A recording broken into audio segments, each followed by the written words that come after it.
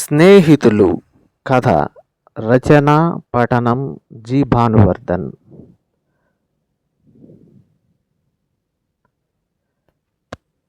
Rosie రాజు ఇద్దరు మంచి స్నేహితులు. ఇద్దరు గవర్నమెంట్ స్కూల్లో 5వ తరగతి చదువుతూ ఉన్నారు. చదువులో పోటీ పడి చదివేవారు. ఒకరోజు రోజీ స్కూల్కు రాలేదు. ఏం జరిగిందో తెలుసుకోవడానికి రాజు ఆ సాయంత్రం రోజీ ఇంటికి వెళ్ళాడు. రోజీ నీరసంగా ఉంది. ఏంటి రోజీ, స్కూల్కి రాలేదు, నీరసంగా ఉన్నావు, ఏమైంది అని అడిగాడు రాజు. నాకు మొన్న సాయంత్రం స్కూల్ నుంచి రాగానే జ్వరం వచ్చింది రాజు. ఆచార్య గారి దగ్గర వైద్యం చేయించుకుంటున్నాను. జ్వరం తగ్గింది కానీ నీరసంగా ఉంది రాజు అంది రోజీ. మరి రేపు స్కూల్కు రావా అయితే అడిగాడు రాజు. రావాలనే ఉంది రాజు ఎలాగోలా, కానీ ఉమా మేడం హోంవర్క్గా ఇచ్చిన లెక్కలు రేపు చూస్తానన్నారుగా. నేను జ్వరం వచ్చి చేయలేదు రాజు. మేడం కొడతారేమోనని భయంగా ఉంది అంది రోజీ.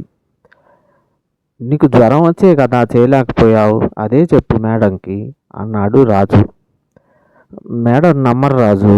మొన్న సునీత ఇలాగే జ్వరం రాకుండానే వచ్చినట్టు దొంగ నాటకం ఆడిందని తెలిసి కోపడ్డారు మేడం.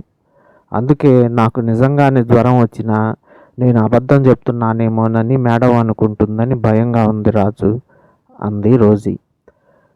నువ్వేం భయపడకు రోజీ, మీ ఇంటికి నేను వచ్చానని, నీకు నిజంగానే జ్వరం వచ్చిందని, నువ్వు చెప్పేది నిజమేనని నేను చెప్తాలే మేడం గారికి అని భరోసా ఇచ్చాడు రాజు. మరుసటి రోజు స్కూల్కి వెళ్ళింది రోజీ. అందరిని పిలిచి నోట్స్ చెక్ చేస్తుంది ఉమాదేవి మేడం. రోజీని కూడా నోట్స్ తెమ్మంది. రోజీకి కాళ్ళల్లో వణుకు మొదలైంది. చిన్నగా నోట్స్ తీసుకువెళ్ళి ఇచ్చి చేతులు కట్టుకొని తల వంచుకొని నిల్చుంది.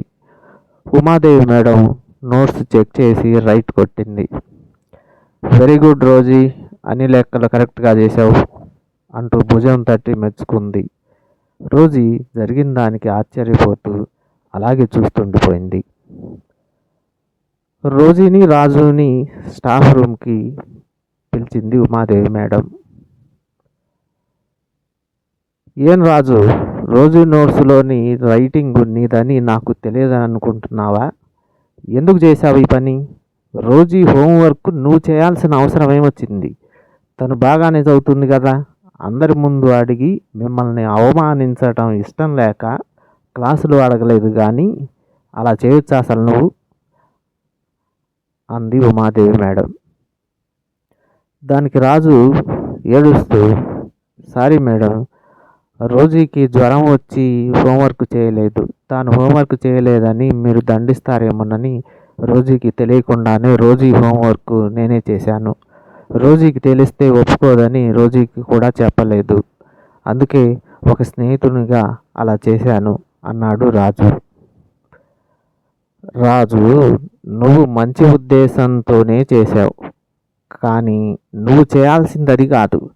నన్ను కలిసి విషయం చెప్పినట్లయితే రోజీకి హోంవర్క్ చేయడానికి ఇంకో రోజు గడువు ఇచ్చేదాన్ని. ఆరోగ్యం సహకరించినప్పుడు సర్దుబాటు చేసుకోవాలి కదా. రోజీ హోంవర్క్ను నువ్వు చేసి దోషివయ్యావు. రోజీని దోషం చేశావు.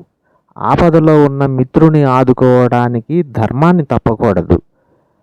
అధర్మ మార్గంలో చేసే సహాయం అపఖ్యాతినిస్తుంది అంది ఉమాదేవి మేడం. రాజు తన తప్పును తెలుసుకొని ఇంకెప్పుడు అలా చేయనంటూ ఉమాదేవి మేడంను క్షమాపణ అడిగాడు.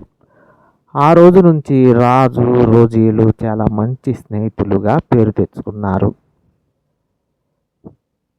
ఇదండి కథ.